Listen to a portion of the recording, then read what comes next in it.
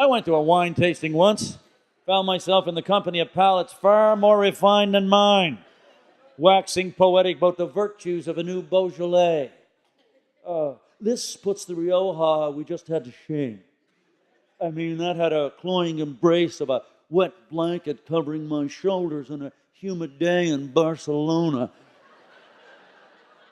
Well, this 97 Beaujolais had a strong tannic bottom line with notes of new Monet, licorice, saddle leather, and a hint of sea breeze reminiscent of a beachside picnic I had with a lover in Saint-Tropez.